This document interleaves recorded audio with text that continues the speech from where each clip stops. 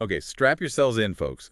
We're diving deep into a League One matchup that, frankly, has me more intrigued than I initially thought. No, intrigue is good. I like where this is going. Nantes versus Le Havre, Why? right?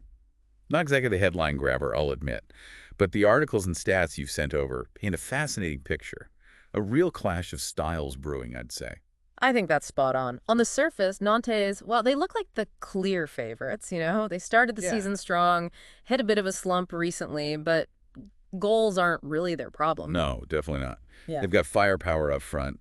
It's at the back where things get a little shaky, to put it mildly. Shaky. I'd say their defense is leaking like a sieve, conceding goals left, right, and center. Exactly, which makes this matchup so interesting because Le Havre, well, they're at the opposite end of the spectrum. Rock bottom of the league in terms of goals scored, haven't even managed a single draw this season. Ouch.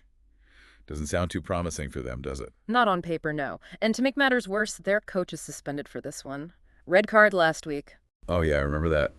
Quite a heated affair. So, a struggling Le Havre facing a Nantes team that can score but can't defend. It's like a recipe for chaos. Now, that's what we like to hear. It's those unexpected narratives that make football so captivating. And this match, it's got all the ingredients. Okay, let's unpack this a bit further. I'm curious about this whole scoring and conceding thing. Nantes putting the ball in the net, no problem. But they're also letting in a ton of goals. Doesn't that make them incredibly vulnerable, even against a team like Le Havre? It absolutely does, and that's where the intrigue lies. You see, Nantes might be scoring for fun, but if they can't shore up their defense, they're giving teams like Le Havre a fighting chance. Right. Because even if Le Havre struggles to find the net, if Nantes keeps handing them opportunities at the back, well, all it takes is one lucky break, right? One lucky break, a set piece, a moment of brilliance from an unexpected player, and suddenly the narrative flips. Nantes' attacking prowess becomes almost irrelevant if they can't keep the ball out of their own net. It's like they're leaving the back door wide open while focusing on the front door decorations. Let's shift gears a bit and talk about Nantes' home record, because this is where it gets even weirder, right? Oh, absolutely. We're talking statistical anomaly here. Since their coach returned last March, they've only won, what, 4 out of 19 home games? Yeah, you've got the numbers right there. Shocking, isn't it? You'd expect a team like Nantes to be dominant at home. You would, wouldn't you? But then enter Le Havre. Because against them, specifically at home, it's a completely different story. A complete 180. They've only lost once to Le Havre on their own turf, and guess what? That was way back in 2009. If we connect this to the bigger picture, it adds another layer of complexity, doesn't it? Love. Walking into a stadium where historically they've struggled, can they break that mental barrier? Can they overcome that psychological hurdle?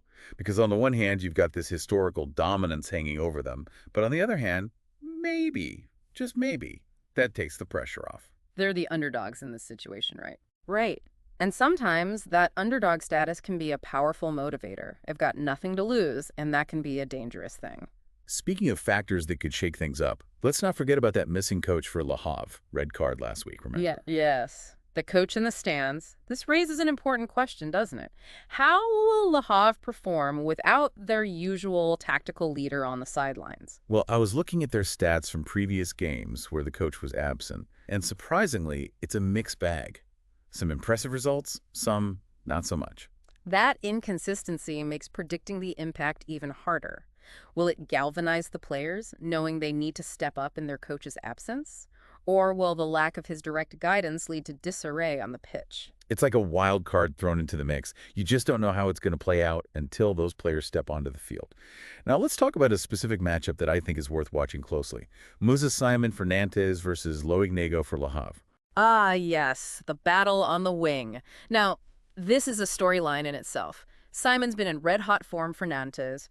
Goals, assists, you name it, he's delivering. A real playmaker for them, no doubt, but Nego, he's no slouch either. In fact, he started his career at Nantes.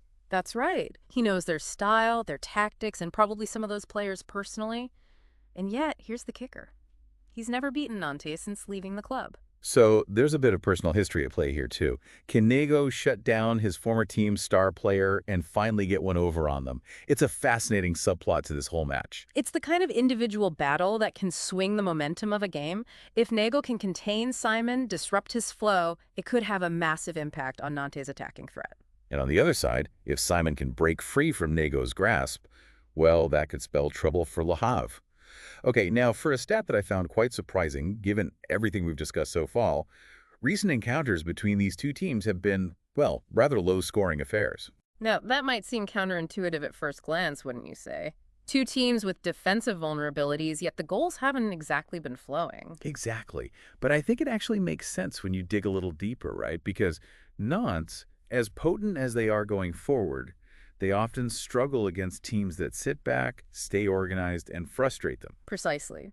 Le Havre's defensive style, it's designed to do exactly that. They're disciplined, compact, and make it very difficult for opponents to break them down.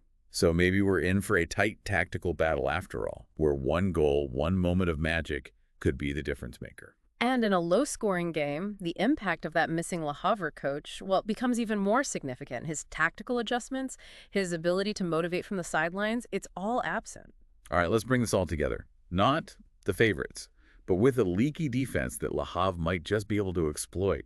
Le Havre battling a scoring drought, missing their coach, and carrying the weight of history against them on Nantes' home turf. It's a classic case of an irresistible force meeting an immovable object. Will Nantes' attacking talent overwhelm Le Havre's resolute defense? Or can Le Havre find a way to grind out a result, maybe even snatch a victory against the odds? So many questions, so many possible scenarios. But that's the beauty of football, isn't it? It's that unpredictability that keeps us on the edge of our seats. And that's why we love to analyze, dissect, and overthink every little detail. But at the end of the day, it's all about what happens on that pitch. Exactly. So, for all our listeners out there, here's something to ponder as we wait for kickoff. What if Le Havre, despite their offensive struggles, managed to keep this a low-scoring game? Could they nick a goal on a set piece, capitalize on one of those defensive lapses from Nantes, and pull off a shock win? It's a long shot, for sure. But in football, as we know, stranger things have happened. That's what makes it so exciting. Mhm. All right, folks, we've laid out the possibilities, the key matchups, and the historical context. Now it's over to you. What's your prediction? Let us know in the comments. And until next time, keep on diving deep.